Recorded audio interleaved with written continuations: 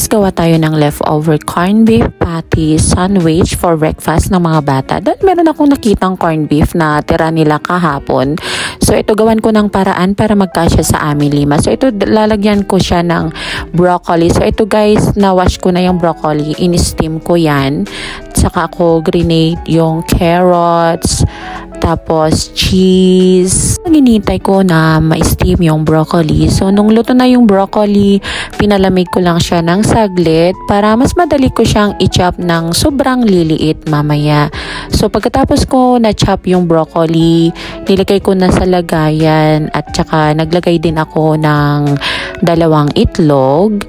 At saka yung leftover na corned beef, plus konting herbs. Naglagay ako dyan ng thyme, basil, oregano.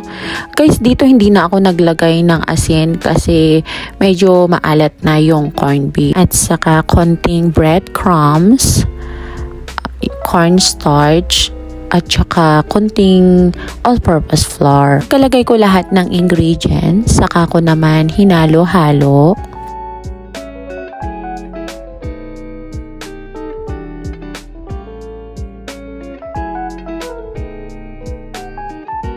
Since hindi na ako naglagay ng asin, so kumuha ko ng cheese since mahilig naman ang mga bata ng cheese. So ayan, nag-slice ako ng cheese para ilagay ko sa gitna niya mamaya. So ito, kumuha muna ako ng yung minix na corned beef, tapos pinalamanan ko ng cheese, saka ko linagyan ulit ng corned beef mixture, saka ko idinip sa breadcrumbs.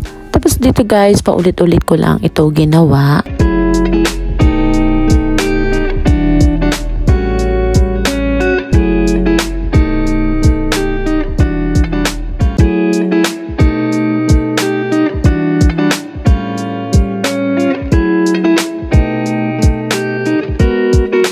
Dito ay prinito ko na isa-isa. Alam nyo guys, nakagawa pala ako ng 5 patties. Sobrang lalaki niyan guys at ang tataba nila. So ito na guys, luto na ang ating leftover corned beef with vegetable and cheese patties. So, ito guys, assemblein ko na. Ito yung breakfast nila. So, ito yung pang sauce ko. So, may nakita akong kunting mayonnaise sa ref. Lagyan ko lang ng ketchup. So, ayan na yung pang dressing nila.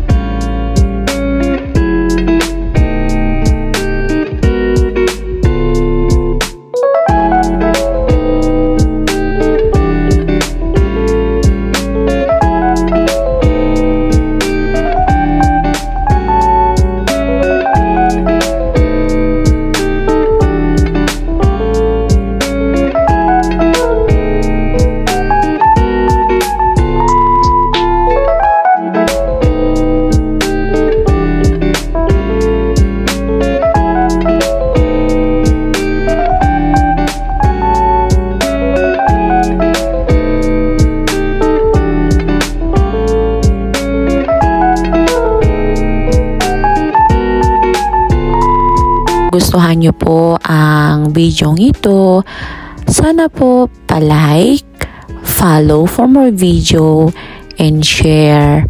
Bye!